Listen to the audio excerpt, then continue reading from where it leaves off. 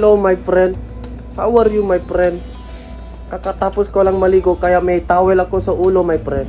As we all know, my friend already made a video about his public apology about what he said about my beautiful hometown of Zamboanga City. For those who do not know, this is what he had to say about Zamboanga City.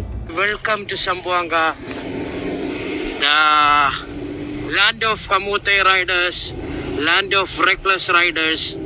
People knows actually the place is land of reckless rider. I ride all over the Philippines, but Zamboanga is not safe. I even accident so many places, but Zamboanga I saw is not the safe place to ride. Zamboanga I saw is not the safe place to ride. And this is his reason why he said these things about Zamboanga City. So maybe because of the accident, we didn't sleep the whole night. We were riding from morning from Cotabato to here, and the accident happened, and we were in the police station almost 12 in the midnight. Then we go to the hotel and we couldn't find food, and we were roaming around all the places, and I post even my picture also. Then the next day when we are leaving, there are so many messages, so many people told me that, oh, Zamboanga, from your people, they are the one is telling me, can you make a video about what happening in Zamboanga about the riders? So I made that video. I should not mention that, not safe for riders. I should mention there are some of them very reckless riding. So that is actually happened. I am sorry. I'm so sorry about what I mentioned there, and I apologize for my mistake, and hope you forgive me.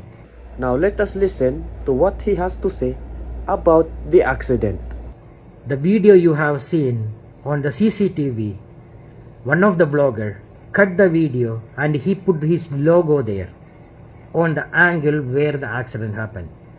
So that is a thing happened there, and he didn't show the whole video and what happened. The kuya, he was going left and he turned right. Maybe he hear I was making horn, so maybe Gulatcha, he just come and he hit on my front wheel and we slide. If I hit him or with my bike, the first thing, he will be in bad shape, and all of us. Then we slide, our motorcycle is slide, we eject in the same place, and you can go and ask the kuya what is his injury. He has only small injury in his leg, and my wife has an injury. If I am on high speed, it's worse. If I hit him on my front, the airbag will come out. Didn't happen to the bike because I didn't hit him with the front. He come and he was sliding and he was hitting on my tire and he slide off. My friend, why until now you still think you did not do anything wrong when you crash into the XRM? You keep on saying it is the XRM driver's fault that you crash. He was going left and he turned right. Maybe he hear I was making horn, so maybe Gulatcha, he just come and he hit on my front wheel and we slide. Another thing you said was that you saw the XRM going left and right, but however, in the video, he is going straight. The XRM only went to the right to give way to you, because maybe he saw your flashing lights and he heard your horn. He probably thought it was an emergency vehicle. What do people do when they see an emergency vehicle? They pull over to the right to give way. Am I right? Right after you crashed, you posted a video saying the XRM was going here and there and then crashed into your motorcycle. Si kuya, karerang-karera nandito, dyan, dito, waswas na waswas dito. Nabangga niya sa akin, na-slide ako ng motor. Yan. Ito na nangyari dito sa Zamboanga, malapit sa Zamboanga City. Nagulat ka ba, my friend, na may CCTV video? Now, we all know the truth. We all know the truth, what really happened. And you still do not admit that you were wrong. Now, let's take a closer look at the CCTV footage. It is obvious you were not going 30 to 40 kilometers per hour. You even have your flashing lights on, and flashing lights are bawal. Only emergency vehicles are allowed to have flashing lights, diba? And then you said that your flashing lights are connected to your horn. So whenever you press your horn, beep beep toot toot, your flashing lights also flash, right? Then how come after you already crashed, you already fell off the motorcycle, and your motorcycle is sliding over there, but your lights are still flashing? How come? Did your hand come off? Did your hand separate from your body while your body is over there and your motorcycle is over there? Is your hand still on the motorcycle pressing the horn? If your hand is detachable, then I will believe you, okay? You also said that I use my logo to cover the video. You said that I covered the moment of impact where you crash, so the people do not know what really happened. Is that correct? One of the blogger cut the video and he put his logo there on the angle where the accident happened. So that is a thing happened there, and he didn't show the whole video and what happened. I use my logo to cover the video for two reasons, okay? Let me explain. The first reason is that because I uploaded the video on my YouTube channel, and you should already know that it is bawal for people to get hurt on YouTube. Your video will not be monetized if your video shows people getting hurt. And the second reason I use my logo to cover the video is because there are many magnanakaw here in the Philippines. Even video on YouTube, they nakaw. I already have many videos on YouTube that were stolen.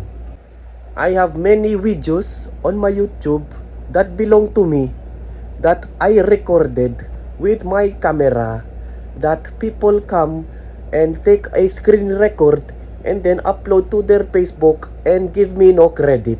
I already know that people will screen record your CCTV footage and upload it to their Facebook, which is why I put my logo in the middle of everything. Okay? You also said that there is a construction going on in the area. There is construction, so you have to go slow. If there is construction, why were you going fast? It is obvious in the video that you were going fast. Nobody will believe you that you were only going 30 to 40 kilometers per hour. If you were only going 30 to 40 kilometers per hour, that means the XRM in front of you was going only at about 10 kilometers per hour maybe. So if both of you were going so slow, then why did your motorcycle slide so far? And another thing you said, I was racing in the kalsada and crashing people. What is this? One of the blogger, as most of you know what happened to him, he was racing in the kalsada, he was crashing people, his license got revoked. What are you talking about, my friend? I was not racing in that video. I was the one recording behind the two people that were racing in the video. I did not race. I was recording. You are lying, my friend. Just like how you lied when you crashed the XRM. Ito si Kuya, parang karera-karera na sa kalsada. How you lied when you said you were going 30 to 40 kilometers per hour. We are on the maybe 30 kilometers per hour speed. When you lied about him crashing into you. Si Kuya, karerang-karera nandito, dyan, dito, waswas na waswas dito. Nabangga niya sa akin, naslide ako ng motor. So because of your lies, my license is revoked And kawawa ang driver na ng XRM. Kawawa naman kami. Pero okay lang.